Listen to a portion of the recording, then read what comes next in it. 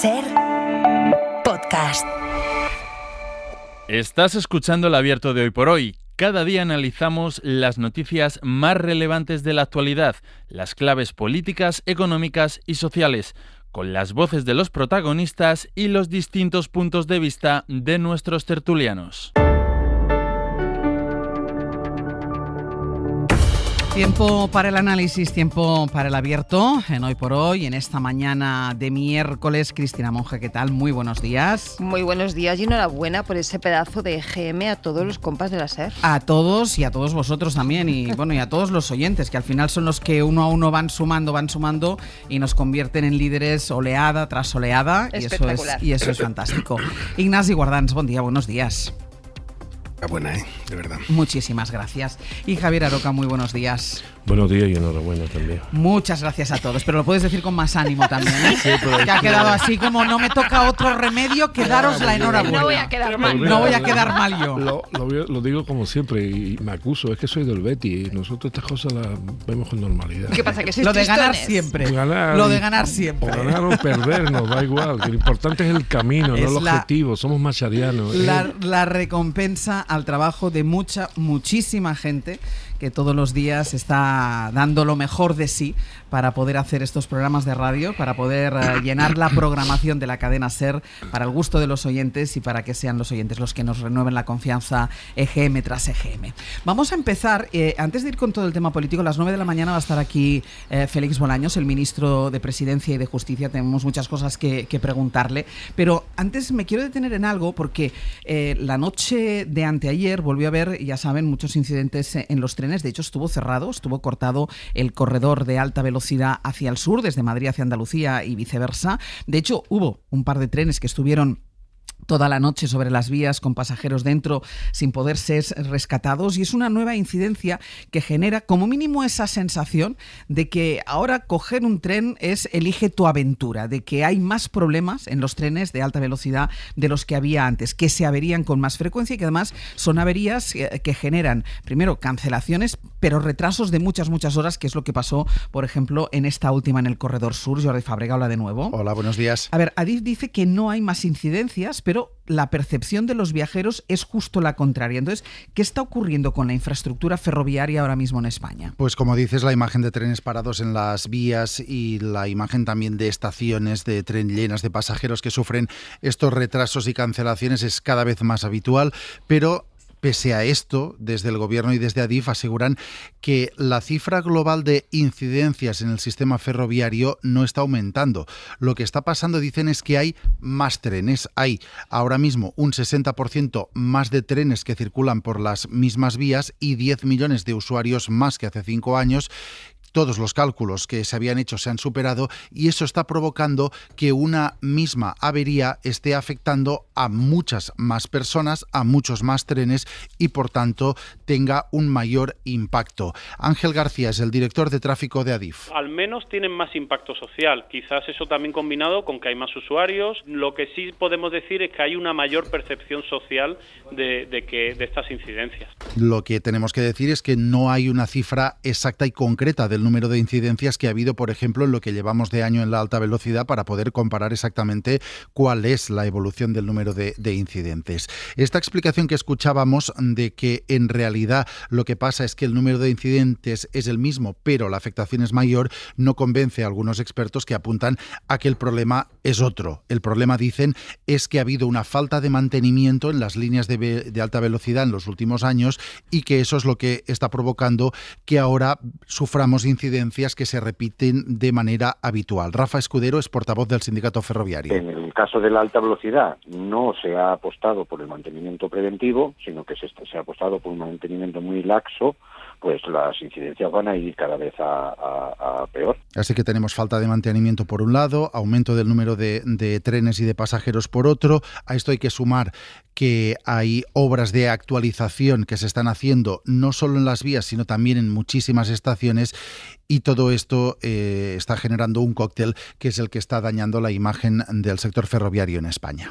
Jordi, gracias. Hasta luego. Bueno, decía Adif que es un tema de percepción. Aquí como mínimo estamos sentados tres tres que cogemos trenes habitualmente, Cristina Monge, Javier Aroca y yo misma, no es un problema de percepción, es un problema de realidad, porque son más las veces que tienes un problema en el tren. No estoy hablando, en algunos casos, y ahora iremos a ellos, sí que hay gente que está aquí sentada que ha sufrido retrasos de muchas horas, pero aunque sea de 20 minutos, media hora, es decir, ya no es esa puntualidad que te aseguraba el hecho de coger un tren de alta velocidad. Son más las ocasiones en las que llegas con retraso o sales con retraso que en las que llegas en la hora que estaba prevista, Cristina. De hace aproximadamente un año, 10 meses, un año a esta parte, yo tengo claro cuando voy en tren que no llego puntual y me equivoco pocas veces.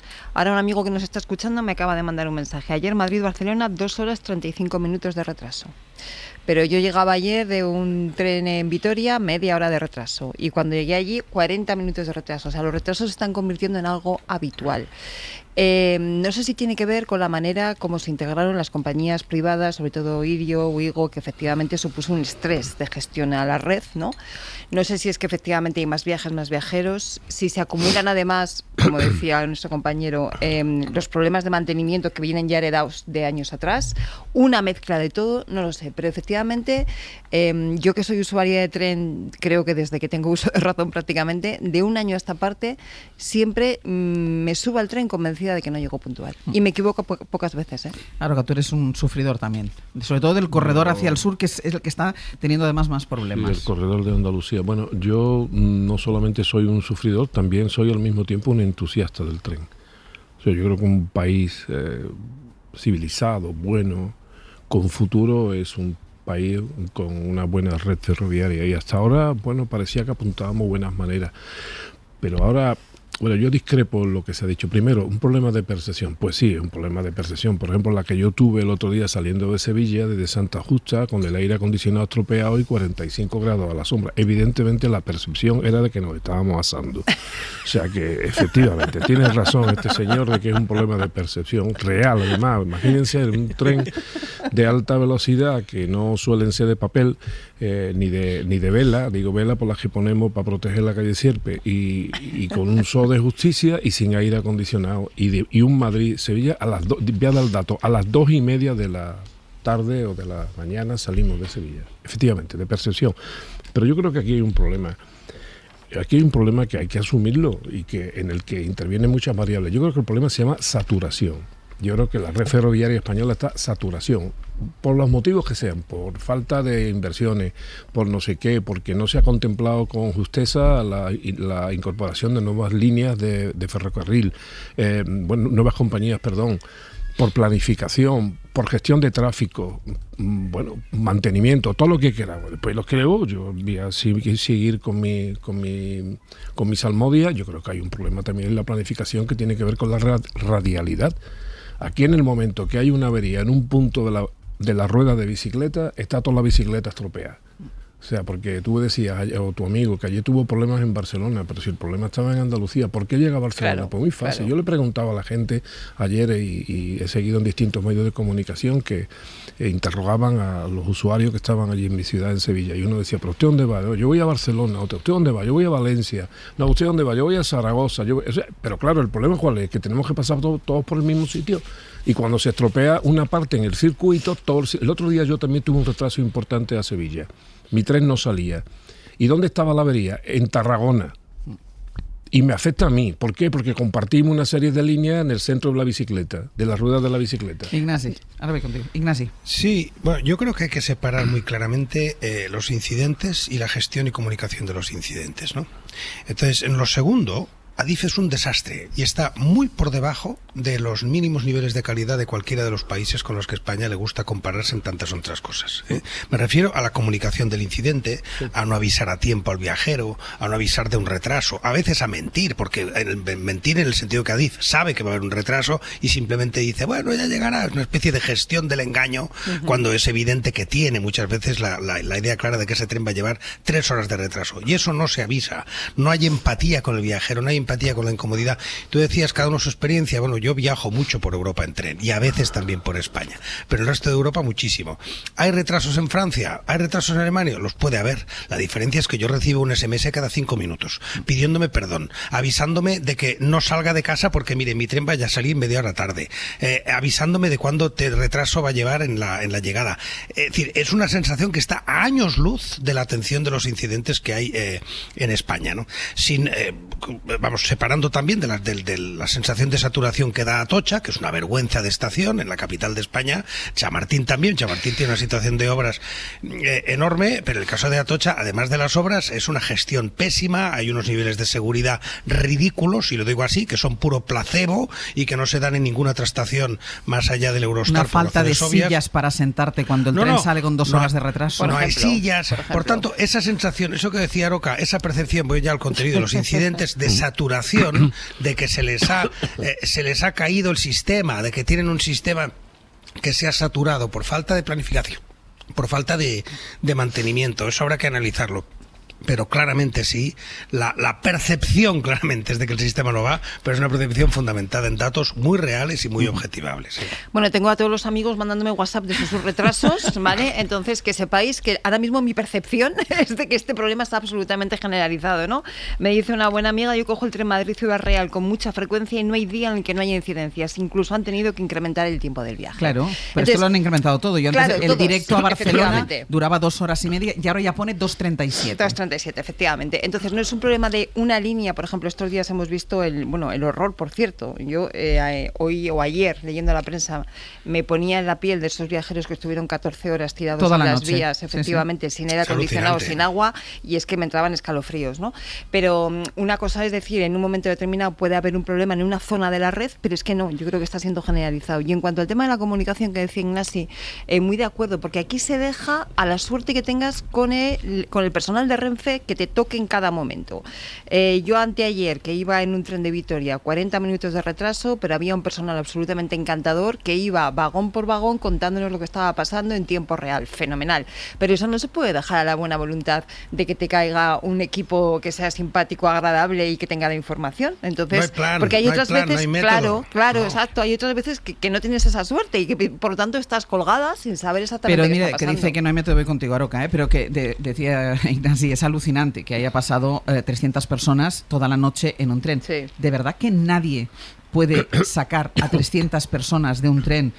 Además, este tren no estaba parado encima de un puente que tenía un vacío debajo. De verdad que no hay un plan de rescate de pasajeros, no de manera inmediata, evidentemente, porque tiene que llegar un medio de transporte, se tiene que facilitar, pero de verdad que no hay un plan de rescate de pasajeros que tienen que pasar toda la noche. Y ha pasado en más de una ocasión. Y la última, antes de ayer. Pues la verdad es que respondiendo a esto último que tú estabas diciendo, creo que no. Porque yo, que sabéis que soy un experto en encerrona ferroviaria, la última vez que estuve preso en un vagón, aquello era un paisaje caprino.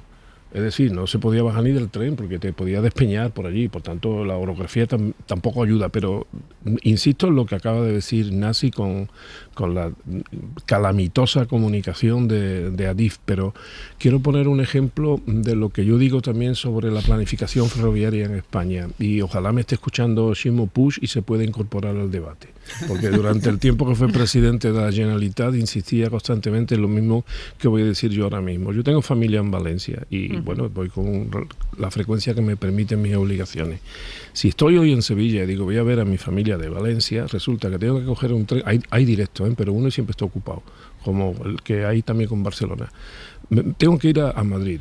En Madrid me tengo que bajar del tren. Tengo que ir a Chamartín, lo cual es un viaje a otro continente. Es una cosa como Last Train to Katanga. Es una cosa allí, nada más que faltan los porteadores nativos y alguna cosa otra parecida que adornase cinematográficamente el lugar. Y allí en Chamartín tengo que coger otro tren e irme luego a Valencia. ¿Es racional de verdad que en un estado como el español, para ir de Sevilla a Valencia o de Sevilla a Barcelona, hay que pasar necesariamente por este tipo de cuello de botella? Esto forma parte también de la saturación del del sistema que todos tenemos que pasar. No digo nada si tengo que ir a Cantabria o a Asturias desde Andalucía, exactamente lo mismo. Es decir, es la puñetera radialidad todavía decimonónica que, lejos de abandonarse, todos los ministros, incluso los más modernos del Partido Socialista, insisten. Porque uno, cuando viene viajando hacia el centro, lo digo porque allí decía la señora Díaz Ayuso y el alcalde de Madrid que lo que faltaban inversiones. Hombre, que eso se diga desde Madrid tiene mucha mandanga, porque uno cuando viene a Madrid 100 kilómetros antes ya está viendo nuevas vías viniendo a Madrid.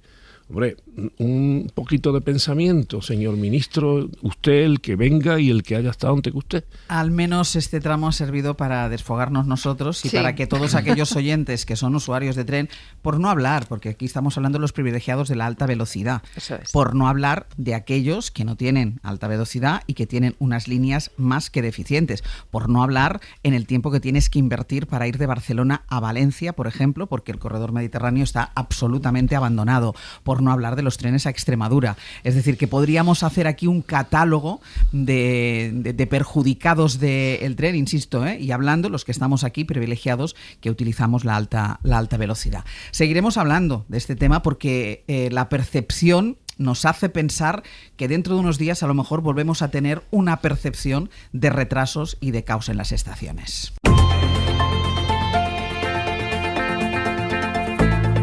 El Abierto. Ser Podcast. En el Abierto, Cristina Monge, Javier Aroca, Ignasi Guardans. Ya saben que a partir de las 9 va a estar sentado aquí en este estudio el ministro de Presidencia de Justicia, Félix Bolaños, a quien podremos preguntar por toda la actualidad, pero sobre todo por el tsunami que ha supuesto el ingreso en prisión de quien fue número 3 del partido y hombre de plena confianza del presidente del gobierno, Santos Cerdán. Ha pasado ya su segunda noche en prisión y esa imagen sigue removiendo al Partido Socialista. Ayer la ministra portavoz, en la rueda de prensa posterior al Consejo de Ministros, la ministra portavoz Pilar Alegría hablaba de que era una imagen, de que había sido una imagen dolorosa y desgarradora. El partido trata ahora de evitar cualquier tipo de sospecha sobre alguno de sus miembros, incluso sobre el propio partido, porque recuerden que el juez del Tribunal Supremo, Leopoldo Puente, en su auto apuntaba a que personas físicas o jurídicas podrían haberse beneficiado de las supuestas mordidas. Guillermo Lerma, buenos días. ¿Qué tal, Ángel? Solo de nuevo. Habla con contundencia Pilar Alegría diciendo que no hay ningún indicio que vincule al partido con la trama. Sí, el PSOE se esfuerza en espantar esas dudas que ha generado el auto con el que el Supremo decretó la entrada en prisión de Santos Cerdán. La portavoz del Gobierno reiteró ayer desde la mesa de la rueda de prensa del Consejo de Ministros en varias ocasiones que las cuentas de su partido están doblemente auditadas y que no tienen ni una tacha. Tanto el Tribunal de Cuentas ha determinado que esas cuentas no tienen ninguna tacha y por tanto están certificadas, y a partir de ahí vamos a hacer una segunda auditoría para conseguir ese tercer chequeo. Por tanto, no hay ningún indicio que apunte hacia esa dirección. Se esfuerzan así los socialistas en reiterar que la trama corrupta lo que buscaba era enriquecerse personalmente y no alimentar las finanzas del partido. Eso sería, admiten algunas fuentes, un golpe definitivo para un PSOE que está sumido en un sentimiento de desánimo y frustración bastante fuerte.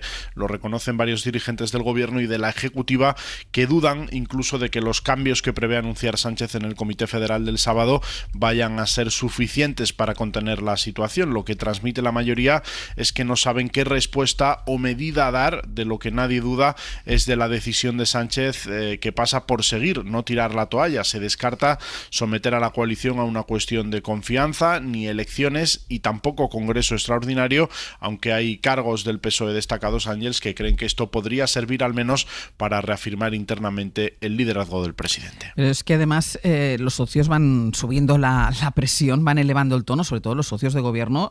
Sumar piden más contundencia, piden medidas para no verse arrastrados por toda esta ola que está arrastrando al Partido Socialista. Hoy, de hecho, hay reunión entre dos ministros de este gobierno, María Jesús Montero y Félix Bolaños, con Ernest Urtasun, de Sumar, para analizar el estado de la coalición. Sí, una reunión demandada por Yolanda Díaz con la que las dos partes del Ejecutivo buscan pactar de alguna manera una salida a esa crisis interna que ha abierto la imputación y el encarcelamiento de Cerdán. La presión política sobre Sánchez crece a cada paso que da la instrucción judicial y, como decías, en las últimas horas ha sido su socio de gobierno el que ha dejado claro que la respuesta dada no es suficiente. Ver a ayer entrar en la cárcel al número 2 del Partido Socialista es una vergüenza, sin contemplaciones. Hay que actuar ya, hay que explicar esto. ¿Qué ha pasado?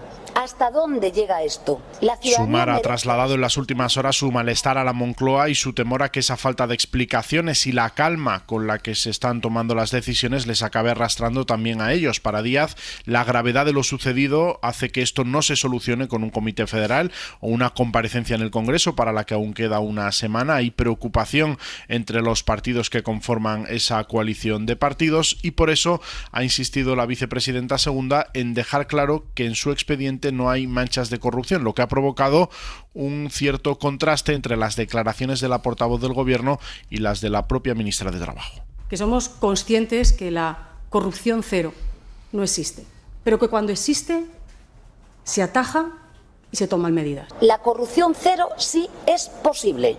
Lo vuelvo a decir con toda la contundencia. Yo no robo, mis ministros no roban. Los de Yolanda Díaz van a reclamar hoy que la coalición salga con medidas concretas, contundentes y de alcance que sirvan, eso dijo ayer Yolanda Díaz, para dar un giro copernicano y social a la legislatura. Guille, gracias. Hasta luego. Todo esto también a la espera del comité de este fin de semana, del Comité Federal del Partido Socialista este fin de semana, y con esa sensación, Ignasi, de que en el gobierno, el presidente del gobierno está como los niños, ¿no? Aquello que cierran los ojos y aprietas esperando que pase lo malo, por si yo es que visualizo esa imagen ahí resistiendo, pero claro, tendrá que abrir los ojos y tendrá que afrontarlo y algo tendrá que hacer, ¿no? Porque hay una responsabilidad política que asumir, Ignasi. Sí, hay una clara sensación, hablabas de percepción antes, sí. de percepción de estar alejado de la realidad, ¿no? Pero además hay algo que ocurre a veces en los partidos, pero que ahora es especialmente dramático en el PSOE, que es que confunde la militancia con la votancia, ¿no? Pedro Sánchez no está ahí por los militantes del Partido Socialista, ¿eh? O sea, yo entiendo la tristeza, el cabreo, la depresión, la desilusión de los militantes, decenas de miles de militantes del Partido Socialista que merecen mi máximo respeto. Pero Pedro Sánchez no está en la Moncloa por ellos, ¿eh? Y hay que decirlo eso, hay que recordarlo una vez y otra vez y otra vez. Todos los votantes juntos, de todos los militantes juntos del Partido Socialista hubieran elegido unos pocos diputados. Por tanto, Pedro Sánchez está ahí porque creyeron en él y le apostaron por él y por su proyecto millones de personas que no han tenido carné del PSOE ni lo van a tener en su vida. Y a esas personas no les está diciendo nada Pedro Sánchez, las está despreciando y está con unas medidas que parece que todo esto se va a arreglar pues con no sé qué del Comité Federal y que el secretario de organización del tercer piso va a bajar al segundo y que entonces le vamos a poner un teléfono nuevo, ¿no? Para que se le controle de otra manera. Una serie de cosas que tienen que ver con lo que acaba del PSOE y que a los millones de españoles les importan nada, un nada. Es decir, claro, y el problema es otro. El problema es un problema de percepción, de percepción y de desilusión absoluta de mucha gente que efectivamente no quiere a Feijóo, no quiere el proyecto de la derecha, pero que son demócratas y que lo quieren es alguien en un búnker con la sensación de que su única razón de estar ahí es que la alternativa es peor. Porque eso no puede ser. Y además ya empieza a hacer daño también a España en Europa y a España en la imagen internacional, porque evidentemente pocas cosas son tan fáciles de explicar como que tu mano derecha está en la cárcel. O sea, es que es muy sencillito, ¿eh? La mano derecha de Sánchez está en la cárcel. Eso es un titular que no exige demasiada profundidad ni demasiada complejidad. ¿Por qué? Por corrupción.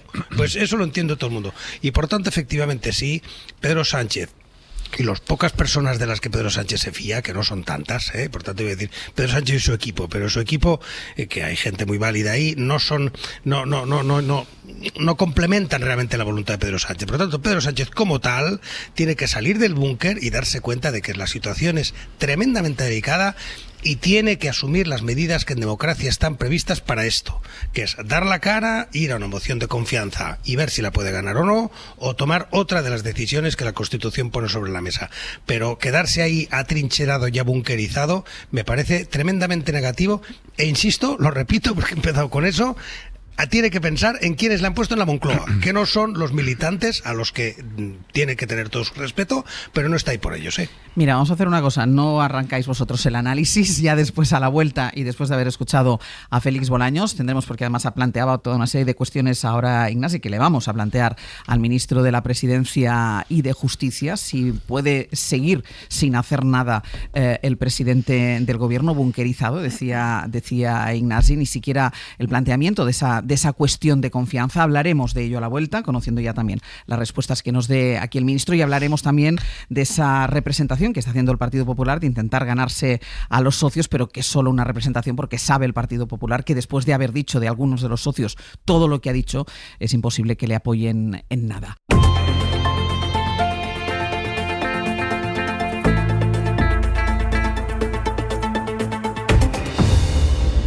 Abierto, Cristina Monge, Javier Aroca, Ignasi Guardans, y saludamos también a Félix Bolaños, ministro de la Presidencia, de Justicia y de Relaciones con las Cortes. Ministro, ¿qué tal? Muy buenos días. ¿Qué tal? Buenos días. Ministro, ¿con qué miedo se despierta cada mañana el Gobierno, un miembro del Gobierno, sobre si va a haber o no va a haber más novedades sobre el caso Santos Cerdán? Creo que además es un signo también de mesura y de inteligencia que seamos capaces todos de poner en su justa medida lo que ha sucedido y lo que está sucediendo. Yo creo que hemos tenido noticia con unos indicios muy graves, muy sólidos, de un comportamiento reprochable, inaceptable, de 3 personas en el seno del Partido Socialista. Y por tanto, yo creo que extender una sombra de sospecha general, colectiva, a todo un partido, a todo un gobierno, pues desde luego es una injusticia. Pero es que no solo eso, es que además tampoco se corresponde con la realidad. Ha habido indicios muy claros de 3 personas. Lo que ha hecho el partido ha sido actuar inmediatamente, con contundencia, de manera expeditiva. Se les ha apartado, se les ha pedido el acta, se les ha expulsado cuando no han dejado la propia militancia, y se está colaborando por completo con la justicia. Y esto, que parece una obviedad, pues no siempre ha ocurrido en la historia de nuestra democracia, si echamos la vista atrás. Y por tanto yo creo que extender una sombra de sospecha a todo el mundo, pues es injusto. Porque, mire, es que hay mucha gente que nos estamos dejando la piel para trabajar por este país, mucha gente, la inmensa mayoría del gobierno y del partido, y por tanto, pues esa sombra de sospecha, permítame que le diga que es una injusticia. Pero, ministro, una cosa es extender la sombra de sospecha a todo el mundo, así en general, y otra cosa es asegurarse, o sea, ¿están ustedes seguros que es un caso que se circunscribe a estas 3 personas? Pues mire, solo existen indicios sólidos, graves, públicos, conocidos por toda la ciudadanía, sobre estas 3 personas. Ahora es el momento de que trabaje la justicia. Ya ha trabajado la Policía Judicial, en este caso la UCO, ya han trabajado tanto la Fiscalía como el propio magistrado instructor. Vamos a dejar que sigan trabajando y que sigan haciendo su trabajo. Nosotros lo que hacemos es, por ejemplo, cuando fueron a la sede del Partido Socialista, nosotros bloqueamos el correo electrónico del secretario de organización para que no pudiera borrar ninguno de los correos que ahí estaban, para que cuando fuera a la UCO pudiera tener por completo todos los correos electrónicos, los enviados y los recibidos del antiguo secretario de organización de nuestro partido. Es decir, una colaboración con la justicia que ahí está, a la vista está. Queremos total transparencia, todo lo que nosotros podamos hacer, lo vamos a hacer para que se conozca cuál ha sido pues los comportamientos de estas personas. Pero son, insisto, estas 3 personas. Y pues intentar crear, como bueno, pues hace la oposición, intentar crear una sombra de sospecha colectiva, pues es una injusticia. Y no solo eso, es que además no se corresponde con la realidad. El auto del juez que mandó a la cárcel a Santos Cerdán habla de personas físicas o jurídicas que se pudieran haber beneficiado de las mordidas a cambio de la adjudicación de obra pública. Personas jurídicas, estamos hablando de partidos políticos. Bueno, yo creo que lo que dice es que ese mismo párrafo del auto del magistrado instructor, lo que dice es que en este momento no hay absolutamente nada que lo diga, pero que no obstante, por supuesto, la investigación pues continuará como por su camino. Pero lo que dice ese párrafo es que no hay ni un solo indicio que en este momento involucre al Partido Socialista como organización. De hecho, todo el trabajo, todo el análisis, todas las auditorías que estamos llevando a cabo internas para comprobar, pues nos llevan a la conclusión que es la misma del Tribunal de Cuentas, que no ha habido absolutamente nada que afecte al Partido Socialista. ¿No se ha financiado ilegalmente el Partido Socialista? No tenemos absolutamente ningún dato, ningún indicio, nada que lleve a decir que ha habido alguna involucración del Partido Socialista. Es decir, si hubo un comportamiento irregular de estas 3 personas y tuvieron un beneficio económico, fue un beneficio económico para ellos, no para el Partido Socialista. ¿Se ha preguntado en el Gobierno, ministro a ministro, ¿tú has tenido algo que ver con esto? Bueno, no lo pregunto. No, yo lo pregunto porque, claro, a Santos Cerdán no se le preguntó, y si se le preguntó, mintió. Bueno, evidentemente que traicionó la confianza, en primer lugar del presidente del gobierno y en segundo lugar de todos los demás.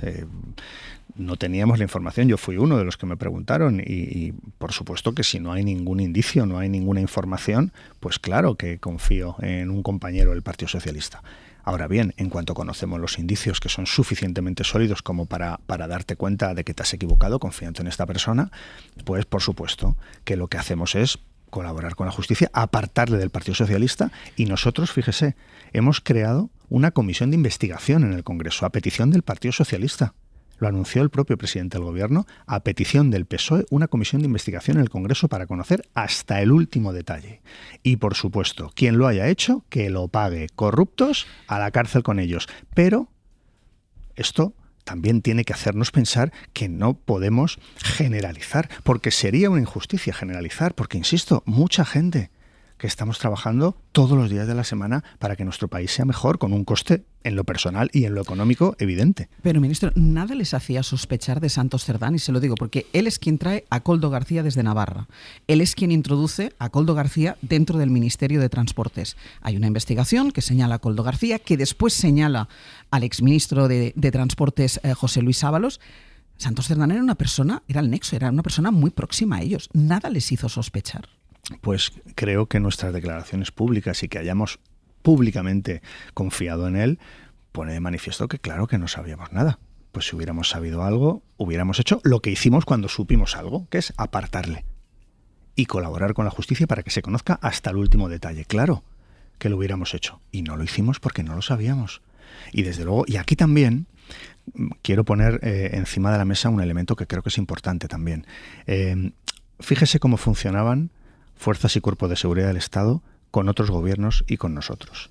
Con otros gobiernos, no muy lejanos en el tiempo, pues había una mal llamada policía patriótica, con unos cuantos policías que, en fin, que no merecen tal nombre, que se dedicaban a cometer delitos para tapar delitos que había cometido el gobierno, en aquel caso del Partido Popular.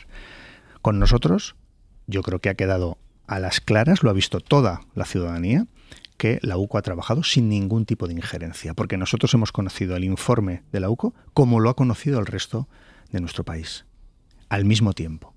Por tanto, han trabajado sin ningún tipo de injerencia. Esto también lleva a que podamos decir que ha habido un funcionamiento absolutamente normal de las instituciones en nuestro país en la lucha contra la corrupción. Una lucha contra la corrupción que desde luego nosotros somos los primeros interesados en que se conozca hasta el último detalle y se depuren las responsabilidades penales que correspondan. Que también le digo, ahora es el momento de la justicia. Nosotros no tenemos que condenar a nadie. Nosotros actuamos desde el plano político. Ha habido indicios sólidos y graves y nosotros actuamos de manera inminente, expeditiva. Y ahora es el momento de la justicia para comprobar si hay o no hay elementos suficientes para condenarles en lo penal. Esto ya le corresponde a la justicia. Conocemos, ministro, esa contundencia y lo han demostrado tanto en el caso de Ábalos como en el caso de Santos Cerdán. A la hora de hay un indicio de corrupción, se les aparta del partido, se les aparta de sus responsabilidades. Pero ¿puede seguir adelante un gobierno que además llegó al poder con una moción de censura precisamente castigando la corrupción de otro partido político que en ese momento estaba en el gobierno? ¿Puede seguir adelante ese gobierno que además tiene ahora a quienes han sido sus dos secretarios de organización, uno en la cárcel y el otro imputado? ¿Qué más tiene que hacer? ¿Algo más tiene que hacer este gobierno? Creo que las medidas que hemos adoptado son muy claras para poner, desde luego, distancia con ellos, que hasta hace unos días formaban parte del Partido Socialista, al menos uno de ellos. Hemos puesto distancia con ellos, les hemos apartado, lo hemos hecho inmediatamente y estamos colaborando con la justicia. Hemos pedido una comisión de investigación en el Congreso y además, por supuesto, que estamos trabajando para tomar medidas en el ámbito del partido y en el ámbito del gobierno para que este tipo de comportamientos tan indeseables no se repitan. Pero no hay una asunción. Hemos hablado muchas veces y lo hemos hablado cuando la corrupción ha afectado a otro partido, que hemos dicho siempre, el camino judicial va por un lado y hay otro camino que es el de la responsabilidad política. ¿Qué responsabilidad política asume el presidente del gobierno? Que es el responsable del nombramiento de estos dos secretarios de organización. Creo que él ha comparecido públicamente el mismo día que conocimos el informe de la UCO, el mismo día, a la 1:30 estaba compareciendo, estaba pidiendo perdón a los ciudadanos, que es lo primero que tenemos que hacer. Hemos confiado de manera indebida en personas y por tanto pedimos perdón porque esta gente ha traicionado la confianza que puso en ellos el presidente del gobierno y el Partido Socialista.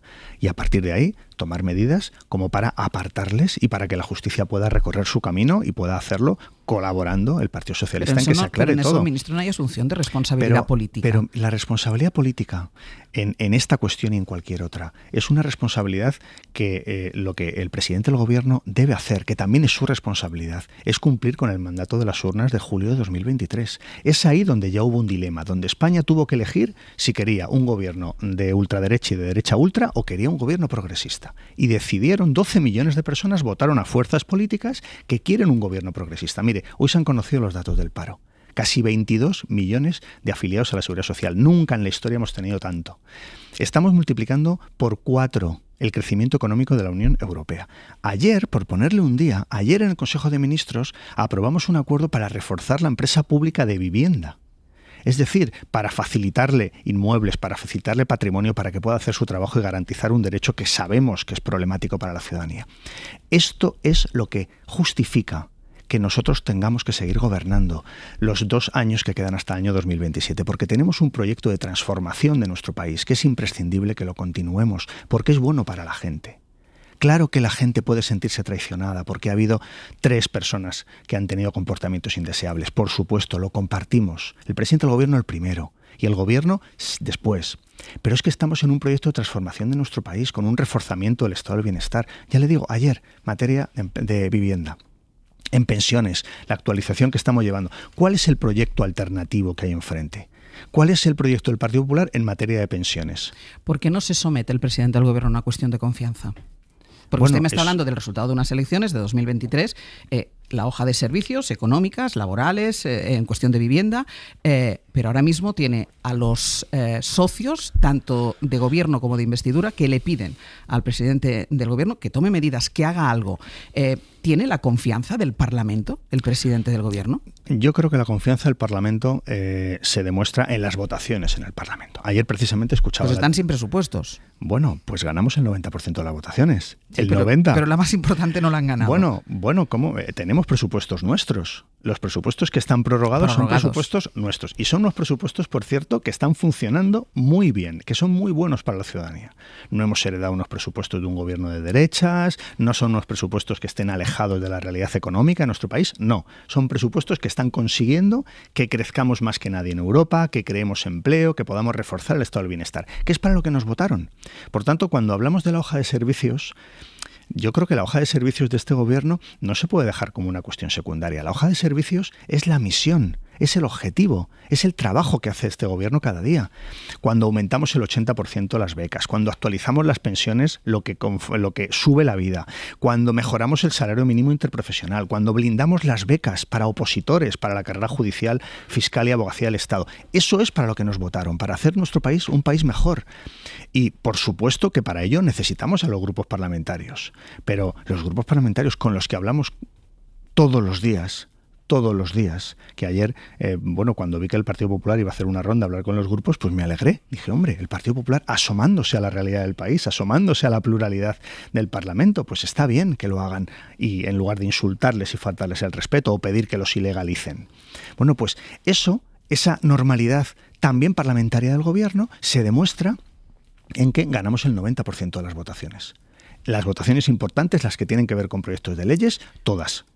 Por tanto, es ahí donde se demuestra si el gobierno cuenta con apoyo parlamentario. Y ya le digo... Pero ¿por qué no lo hace de una manera más explícita? La pregunta era muy directa. Ministro, ¿por qué no plantea una cuestión de confianza al presidente del gobierno? Bueno, en primer lugar, esa es una competencia que tiene el presidente del gobierno. Ninguno de los grupos parlamentarios que apoyan al gobierno, que votan con el gobierno, ninguna ha pedido una cuestión de confianza.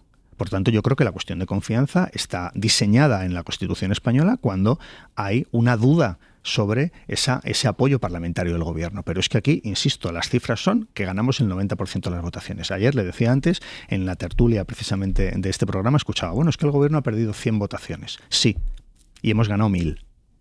Esa es la realidad parlamentaria de nuestro país. Es decir, no se pone en duda que tenemos apoyo parlamentario para sacar adelante las iniciativas que lleva a cabo el gobierno, afortunadamente, porque, insisto, creo que es imprescindible que este gobierno continúe gobernando para transformar este país. Lo que nos encontramos hace 7 años, desde el punto de vista económico, social, de cohesión territorial, con el proceso soberanista, no tiene nada que ver con el país que hoy somos, mucho mejor que el de hace 8 años. Hablando del caso Cerdán, ¿ustedes, ministro, piensan que algunas causas, las que afectan al entorno del presidente o que le afecta a usted mismo, y ahora le preguntaré por eso en concreto, son fruto de una persecución judicial, una persecución política? ¿Qué le parece que el argumento de Santos Cerdán haya sido precisamente esto? Bueno, no me corresponde a mí entrar en la estrategia procesal y de defensa que ha tenido ayer el señor Cerdán. Sí creo que algunas comparaciones son bastante inverosímiles. Él dice que usted va a ser el siguiente. Pues esas son las comparaciones inverosímiles. ¿No le preocupa que le señale como la siguiente víctima? Bueno, a ver, yo tengo una tranquilidad absoluta, y por tanto, pues no tengo ninguna preocupación. ¿Qué medidas va a anunciar o qué se va a hacer? ¿Qué va a pasar en el Comité Federal de este fin de semana que sea un auténtico revulsivo? ¿Qué debería pasar? ¿Qué puede pasar? Bueno, estamos trabajando precisamente en tomar medidas para garantizar que no se puedan repetir comportamientos indeseables en el seno del partido. Creo que ya teníamos una base pues con una oficina de cumplimiento normativo, con un código ético, es decir, que nosotros no partimos de la nada, sino que ya teníamos normas y ya teníamos reglas para evitar este tipo de comportamientos, pero es evidente que no han sido suficientes, Es muy difícil luchar contra la corrupción, ¿eh? Cuando hay personas que quieren corromperse, evidentemente es difícil que una norma les pare. No ha sido así en la historia del mundo, y cuando alguien se quiere corromper, pues acaba haciéndolo. Pero no obstante, nosotros en el Comité Federal queremos llevar a cabo medidas que garanticen y que refuercen que este tipo de comportamientos no se van a repetir en el seno del partido. ¿La corrupción cero no existe? Dice Yolanda Díaz que sí existe la corrupción cero. Bueno, la historia del mundo te lleva a darte cuenta de que no existe lamentablemente la corrupción cero, porque es la condición humana y por supuesto que puede haber una persona pues que se quiera corromper y que quiera enriquecerse en lo que tiene que ser el servicio más noble que puede hacer una persona, que es el servicio público, que por tanto es el servicio a tus conciudadanos. Y por tanto esto es una realidad que ha pasado a lo largo de la historia de nuestra democracia y de la historia de todos los países. Lo que tenemos que hacer las democracias es tener medidas que sean efectivas para prevenir esa corrupción y una vez que se ha producido lamentablemente, pues castigarla sin piedad. Entre esas medidas va a haber medidas contra las empresas, que son las que corrompen. Pues mire, si me permite, déjeme que sea en esto discreto, estamos trabajando en esta cuestión y estamos trabajando en un paquete de medidas que obviamente anunciará el presidente del gobierno en el Comité Federal. Pero esta es una de las peticiones que le hace alguno de los socios de investidura, como el caso de Esquerra Republicana de Cataluña. Bueno, Esquerra Republicana de Cataluña y otros grupos parlamentarios, yo hablo a menudo con ellos. Cuando se conoció el informe que afectaba al señor Cerdán, yo ese fin de semana estuve prácticamente todo el fin de semana hablando con los grupos parlamentarios para conocer su opinión y obviamente nos están pidiendo medidas y esas medidas son dos planos. Hay un plano que es el que afecta al partido y esto se anunciará en el Comité Federal del próximo sábado y hay otras medidas que tienen que ver con lo que afecta a la legislación de nuestro país que tendrán que ver con la comparecencia del presidente del gobierno del próximo miércoles día 9, que por cierto también pidió a título particular y pidió a iniciativa propia comparecer ante el Congreso de los Diputados. No será un debate fácil, seguro, y por tanto también yo creo que esta transparencia que el presidente del Gobierno demuestra pidiendo comparecer ante el Congreso, haciendo dos debates, que fue muy debatido, ese mismo día va a haber dos comparecencias, por la mañana sobre este caso que tanto nos indigna y que tanto nos abochorna, y por la tarde pues vamos a hablar de asuntos también bien importantes para nuestro país, como es la cumbre de la OTAN o como es el Consejo Europeo, que por cierto son temas que no deben pasar desapercibidos. En la cumbre de la OTAN la posición que tuvo el presidente del gobierno fue de defensa de nuestro país y de no aportar un 5% a la OTAN, porque eso hubiera comprometido nuestro estado del bienestar. Y se consiguió. Y es un gran éxito del presidente del gobierno, como los 140.000 millones de fondos europeos que consiguió en una negociación también a cara de perro en el Consejo Europeo. Bien, ¿cuál sería el proyecto de la derecha? ¿Qué hubiera hecho la derecha si hubiera ido a esa cumbre de la OTAN gobernando nuestro país, la derecha y la ultraderecha? Pues se lo digo yo, que estaríamos pagando un 5% a la OTAN y que se estaría comprometiendo el estado del bienestar y que mucha gente que hoy está indignada con razón, igual le recortan la pensión, igual le recortan el salario mínimo, igual le recortan las becas, igual le recortan su calidad de vida. De esto va este gobierno, de defender a los españoles y de defender su calidad de vida. Ministro, ¿cómo van a calmar a sus socios de gobierno? Lo digo porque saliendo de aquí o dentro de un rato hay reunión con los socios de gobierno, con Sumar. Ayer vimos cómo Yolanda Díaz, la vicepresidenta segunda, subía el tono de la crítica, exigen medidas. ¿Hoy cómo les van a calmar? ¿Qué les van a proponer? Bueno, vamos a seguir dialogando con los grupos, como hemos hecho desde el primer día, como hacemos siempre. Yo soy el ministro de Relaciones con las Cortes y a mí cuando me preguntan, ¿ha hablado usted con? Digo, sí. No me hace falta saber con quién quiere usted preguntar, porque es mi trabajo hablar con los grupos parlamentarios que representan a todo nuestro país y que están, por tanto, representados en el Congreso de los Diputados. Hoy vamos a hablar con Sumar, tenemos una reunión ahora con nuestro socio de gobierno, vamos a intercambiar opiniones, vamos a hablar de medidas, vamos a escucharnos y yo creo que también es importante que seamos todos conscientes que la indignación con la corrupción no es exclusiva de nadie. Los primeros somos nosotros, que hemos sido traicionados. Por eso estamos más indignados que nadie con este caso de corrupción. Ministro, ¿queda más débil todavía el gobierno en una situación, teniendo en cuenta, usted me decía los socios de investidura siguen estando ahí, siguen manifestando su apoyo? ¿Van a exigirle más ahora al gobierno? ¿Ven a un gobierno debilitado por lo que está pasando? ¿Temen que tengan que ceder mucho más ustedes? Bueno, yo no planteo nunca las negociaciones en estos términos. Ya sé que es habitual en determinados ámbitos de la cesión, la renuncia. Bueno, a mí me parece que España votó el 23 de julio y que España votó y ahí está, en el Congreso de los Diputados. Y hay que articular mayorías. Es nuestra responsabilidad. Podríamos haber dicho no. Imposible que se repitan las elecciones hasta que salga un resultado más fácil de gestionar. No, eso es España. Si a usted le gusta España, a usted le tendrá que gustar el Congreso de los Diputados que ha votado España. Y por tanto hay que llegar a acuerdos con todos, hay que hablar, hay que dialogar, hay que hacer algo revolucionario, que es sentarte con el que no piensa como tú y llegar a acuerdos. ¿Para qué? Para que avance nuestro país. Creo que durante estos 7 años es una demostración evidente de que España está avanzando, de que está mejor cualquiera que sea el parámetro que mires, y lo estamos haciendo con un gran esfuerzo de diálogo, de acuerdo, de trabajo con los grupos parlamentarios, y así vamos a continuar, ahí no va a haber novedad. Déjeme que le pregunte por lo suyo, porque el juez Peinado elevó la semana pasada una exposición razonada al Supremo pidiendo su imputación por falso testimonio en la declaración que hizo por la contratación de la asesora de la esposa del presidente del gobierno. ¿Contempla otra posibilidad que no sea que el Supremo tumbe la pretensión del juez? Bueno, tengo una tranquilidad absoluta.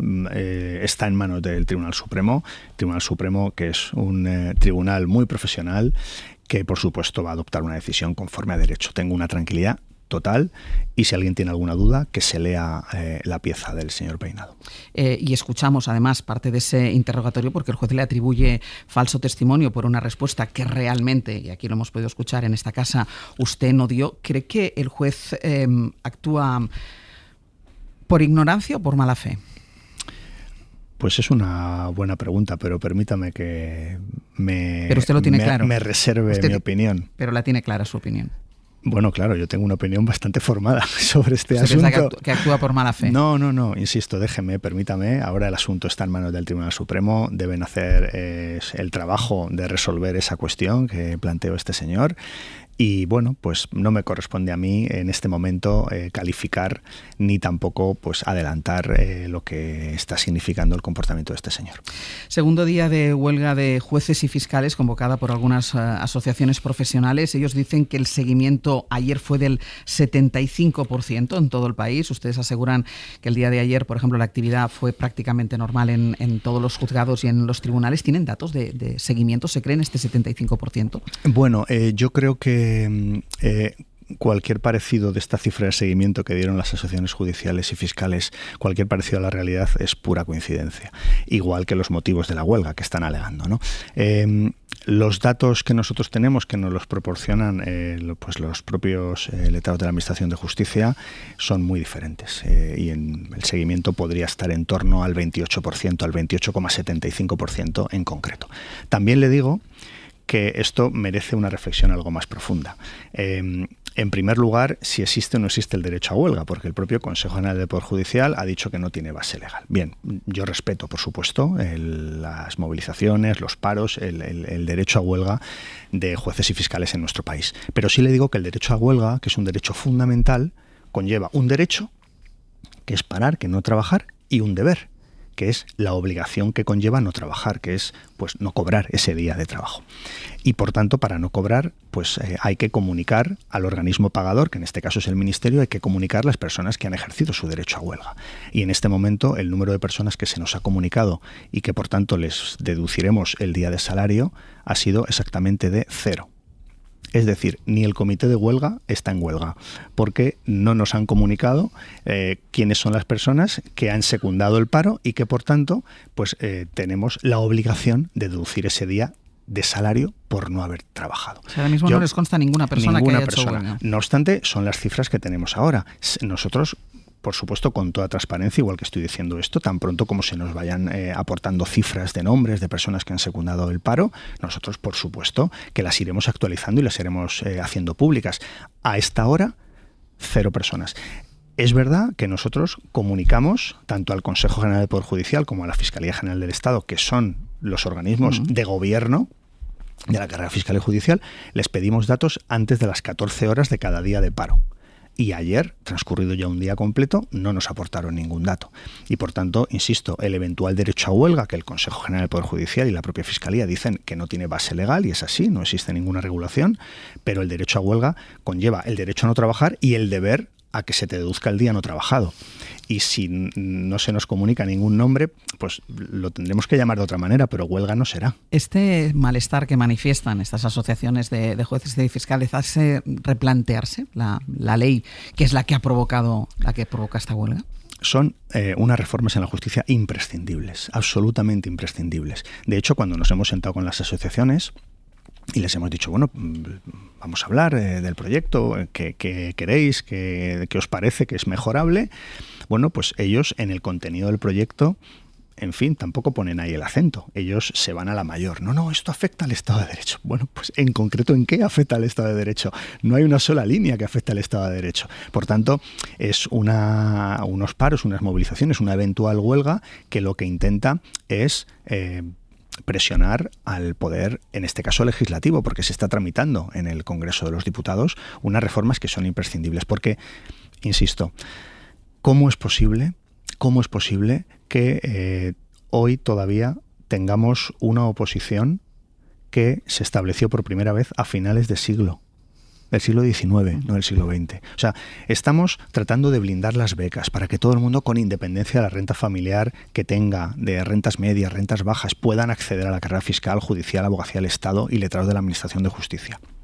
Estamos garantizando que haya unos centros públicos de oposiciones que, por supuesto, te puedes ir a un preparador privado. Si lo único que vamos a hacer es facilitar instalaciones para que cualquier persona en cualquier provincia de nuestro país pueda tener esa facilidad.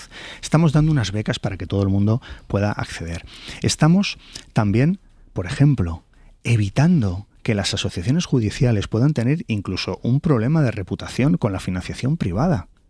Porque no se comprende que haya asociaciones judiciales que se financien con financiación privada de empresas a las que tendrán que juzgar. Y por tanto, esto, que afecta directamente a las asociaciones fiscales y judiciales convocantes, también es un avance. Es que estamos hablando de la justicia que queremos en el siglo XXI. Unas reformas que siempre se van postergando. Son necesarias, imprescindibles. De hecho, cualquier cambio en materia de justicia siempre ha tenido una resistencia muy importante. La propia Ley Orgánica del Poder Judicial del año 85, que tiene ya 40 años, cuando se modificó, las asociaciones, algunas que hoy convocan también las movilizaciones, también decían que afectaba a la independencia judicial y al Estado de Derecho. En el año 85, hace 40 años, decían lo mismo.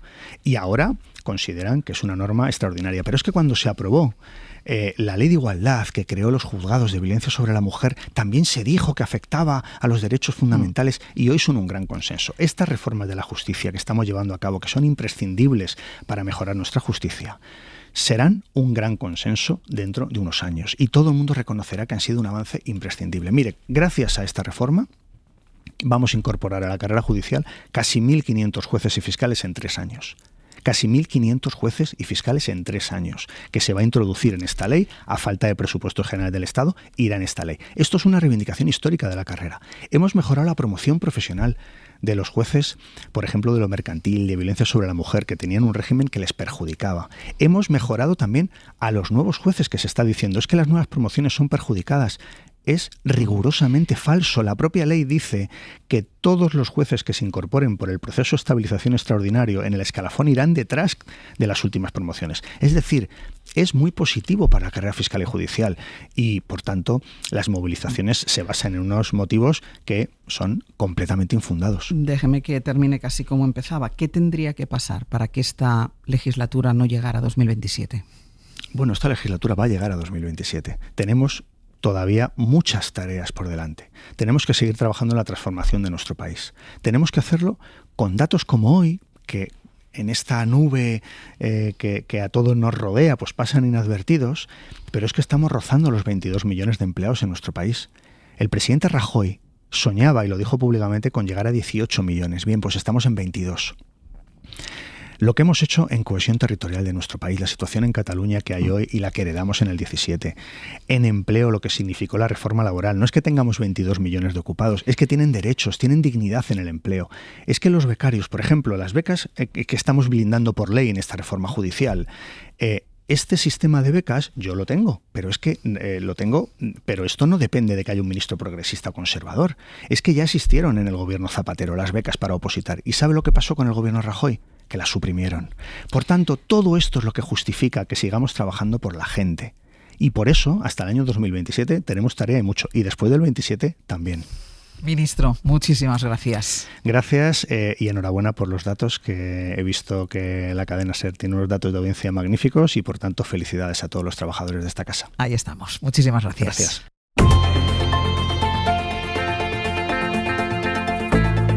El Abierto. SER Podcast. En el Abierto, Cristina Monge, Javier Aroca, Ignacio Guardans. Vamos a aprovechar bien los minutos que nos quedan y para eso vamos a introducir también la información que hace referencia al Partido Popular y a sus últimos movimientos, y así después ya podemos terminar la tertulia con lo que quieran comentar los analistas de esta mañana. Así que, Josué Coello, buenos días.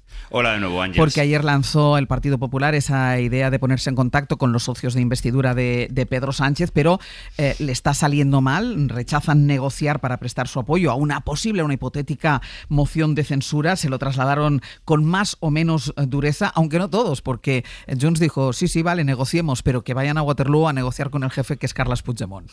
Sí, a pesar del esfuerzo del PP para intentar hacer ver que era posible lo que en realidad era imposible, como era que los socios apoyasen una hipotética moción, desde Génova se afanaron en la representación, el anuncio, las advertencias y los contactos telefónicos. Eso existió, pero lo cierto es que Miguel Tellado tuvo que tirar de agenda y uno a uno le fueron diciendo no gracias. Solo Junts le emplazó a reunirse con Puigdemont, sí, pero fuera de España, y por ahí Tellado no pasa. Nadie nos encontrará ahí.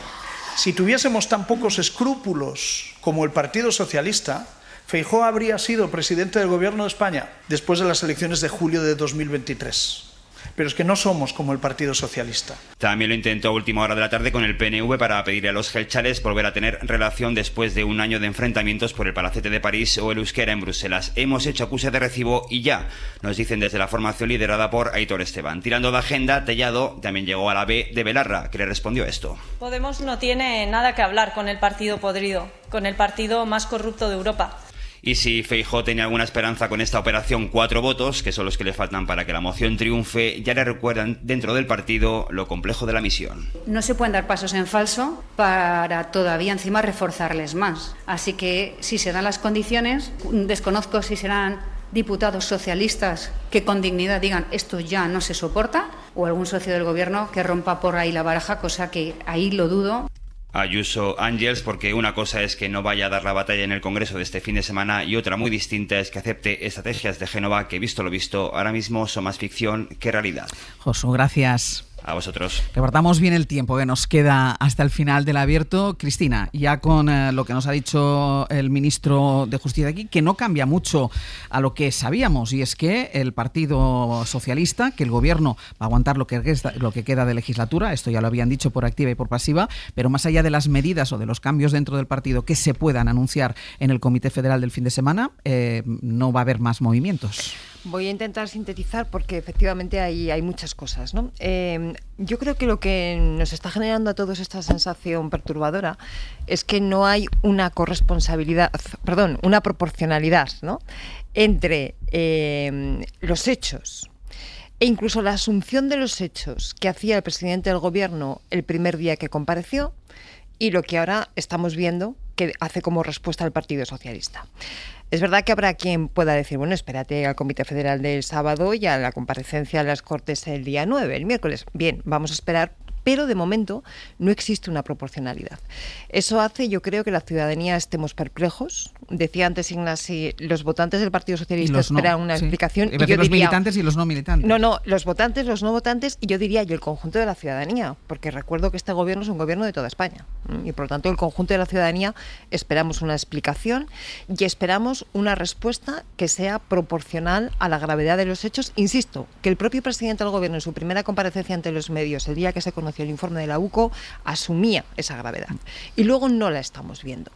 Claro, conforme va pasando el tiempo, además cada vez es peor, porque los medios de comunicación se van haciendo ecos de cuestiones que están en ese informe, ¿no? Que ninguna es buena para el Partido Socialista, todas apuntan y efectivamente se extiende la sombra de la sospecha, pero se extiende la sombra de la sospecha que se quejaba el ministro con razón, pero se extiende porque no hay una posición clara del gobierno.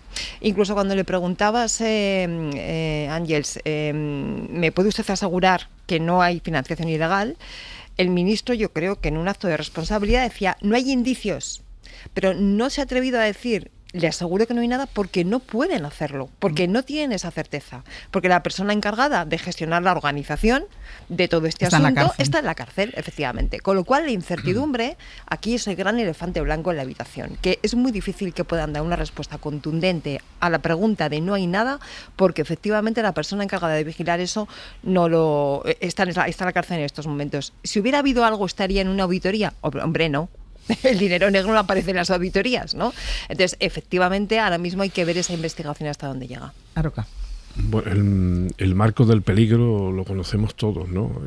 Y todo depende de los jueces, fundamentalmente. Por tanto, el peligro va a seguir sobre el sistema democrático, digamos, y sobre sus protagonistas, que son los partidos políticos, hasta que no se esclarezca totalmente lo que está ocurriendo. Es normal que todo el mundo ande con una cierta prudencia, porque un resbalón te puede ocasionar un daño importante. Doy fe porque alguna vez lo he dado. En el debate entre electores y militantes que proponía Guardans, tengo que dar una noticia, que esto ya no es opinión, esto es información. No todos los que dicen que han votado al PSOE han votado al PSOE, incluidos los que lo han puesto por escrito. Lo mismo que no toda la izquierda estuvo en el mayo del 68, aunque lo asegure, porque es que entonces no hubiéramos cabido en París.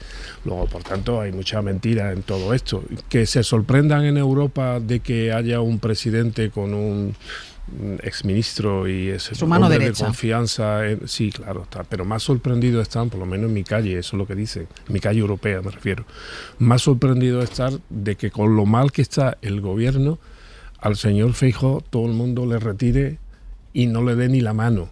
O sea, es decir, ¿cómo es posible que el señor Feijóo, con todo lo que hay formado, esté en una debilidad tan extrema y que solamente lo vote y que solamente se compadezcan de ello Vox y con un poco de cachondeo, por cierto, también Junts? Y por cierto, otra cosa que se sorprenden en Europa, en este caso para bien, es que cómo es posible que un gobierno tan mal parado en este asunto de la corrupción esté dando cifras tan importantes de manera envidiosamente observada en materia de economía y, para colmo, los datos hoy de empleo. Todo esto hay que meterlo en el mismo cóctel, independientemente de lo que digan los jueces, que claro, los jueces, como decían los latinos, Roma locuta, causa finita. Causa finita. Ignasi.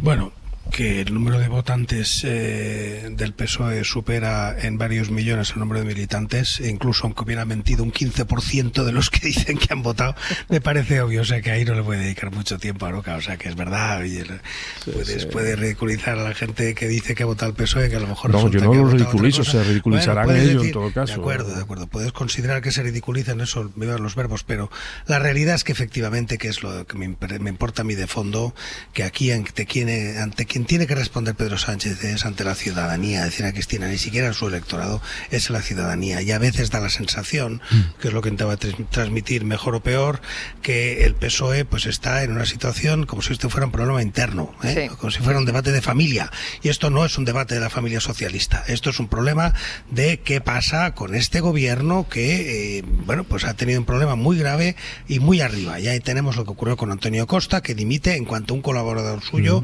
se ve imputado lado. Y luego efectivamente fue falsa, pero su reacción fue otra. Y eso creo que está ahí a la luz de todos. Entonces efectivamente podemos esperar unos días, Yo escuchaba a Bolaños y decía, bueno, claro, tenemos la confianza porque tenemos una votación en becas y una votación, oiga, un poco de respeto a la Constitución.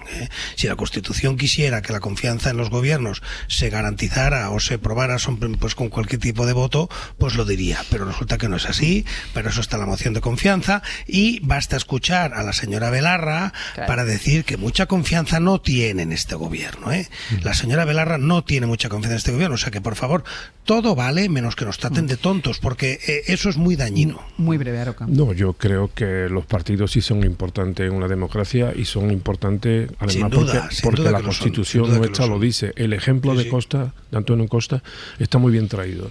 Porque una democracia no se puede permitir el triunfo de la juristocracia y de el lawfare. No se lo puede permitir. Hay que luchar con el cuchillo en la boca. O sea, que lo de Santos Cerdán es lawfare. No estoy hablando de eso. Entonces, ¿por qué lo citas? Hombre, porque ha citado un caso palmario de... Sí, pero Santos Cerdán no es lawfare. Pero tú lo has puesto de ejemplos de Costa y yo pongo de Costa como podría poner también de Lula y que podría tomar. O sea, no se le puede dar ni un milímetro de ventaja a los que practican la juristocracia y a los que practican el lawfare. Ni un centímetro. Ahora, la militancia es importante, claro que sí, porque la militancia se puede contar, y se puede contar porque tiene órganos, y por tanto a mí me parece muy importante lo que pase en el Comité Federal, y me parece muy importante luego parlamentariamente lo que pase en el Parlamento, no lo que pasa en los platos. Cristina. Lo de Costa lo dejo para otro día porque si no, no me dará tiempo a nada. La cuestión de confianza no se presenta por dos motivos. Primero, porque difícilmente puede pedir confianza quien no puede garantizarla con seguridad, y segundo porque se la perderían, ¿no? Lo estamos viendo clarísimamente.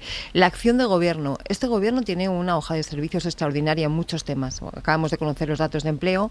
La cumbre de Sevilla, a la que no le estamos pudiendo prestar la atención que merece, es un puntazo a nivel internacional y es una cosa de la que yo creo que cualquier demócrata tiene que sentirse orgulloso, etcétera, etcétera, etcétera. Pero mientras todo esto no se aclare y no se dé una respuesta, toda esa acción de gobierno queda absolutamente opacada. Por lo tanto, esa hoja de servicios en estos momentos está dentro de una neblina. Y una última reflexión. Es cierto que el Partido Socialista ha tratado de forma diferente que el Partido Popular estas cuestiones, pero el marco que se está planteando del debate, del y tú más continuos, sabemos que solamente favorece a uno, que es a Vox.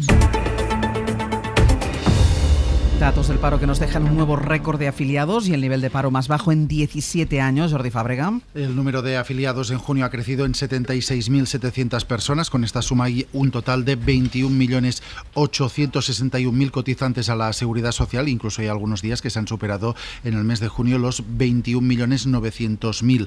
Y eso que se ha repetido el patrón clásico de estos meses de junio. Se ha creado empleo especialmente vinculado al turismo, con 32.000 puestos de trabajo más en el comercio y 25.500 más en la hostelería, y se ha destruido en la educación, de donde han sido despedidos con el final del curso escolar 55.000 profesores y personal auxiliar. Eso en cuanto a empleo. En cuanto a paro, baja por cuarto mes consecutivo, dejando la cifra total de desempleados ligeramente por encima de los 2,4 millones, que es la más baja desde junio de 2008.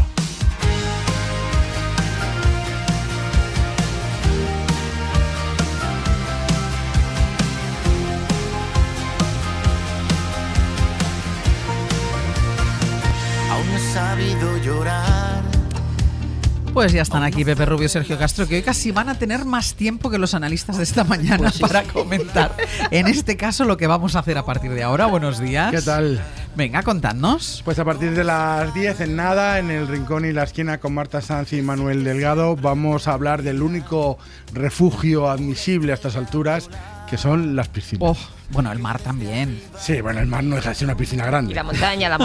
No. Agua, no, somos muy de agua, Agua para todos. Entonces, como es agua para todos, en el 900, 100, 800 ya pueden llamar a nuestros oyentes para contarnos historias, anécdotas, cosas que les han ocurrido en las piscinas, en ese lugar.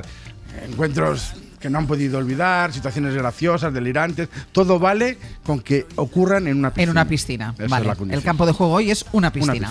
Biografía no autorizada con Roberto Villar, hoy Macron. Interesante, ¿eh? Vale. Y en el viaje de ida vamos a hablar de una actriz que fue conocida como la sonrisa de la República, una actriz impresionante, con una vida impresionante, Rosita Díaz Jimeno, no sé, igual mucha gente la conoce. Ignasi Guardán, que es muy de cine, sí, igual la conoce. A ver, Ignasi. Bueno, me has pillado. Te he pillado, lo he pillado. Bueno, me has pillado fuera de pues juego. Rosita era conocida por la sonrisa de la República y fue tan grande como otras, Imperio Argentina y tantas otras, ¿no? En aquella época, los años 30, pero ella tuvo un problema y es que se casó con el hijo de Juan Negrín, el último presidente de la República, de la Segunda República, Juan Negrín Jr., que fue un neurocirujano importantísimo en Estados Unidos. Ella era su mujer y eso le ha hecho que le borraran durante 40 años su vida. Pues este va a ser nuestro viaje de ida. Y lo estamos escuchando, es Fran Perea, hoy viene a visitarnos, productor cultural, intérprete, cantante, todos los palos, ¿eh? Saca disco nuevo, es verdad que lo vamos a escuchar sobre todo entero en 2026, pero hoy vamos a tener la oportunidad de escuchar algunos temas inéditos de ese disco. Muy bien, pues Fran Perea para cerrar el programa del miércoles. Y yo me despido de Cristina Monge, Javier Aroca, Ignasi Guardans. Hasta la semana que viene. Un abrazo. Adiós. Adiós. Para no perderte ningún episodio, síguenos en la aplicación o la web de la SER, Podium Podcast o tu plataforma de audio favorita.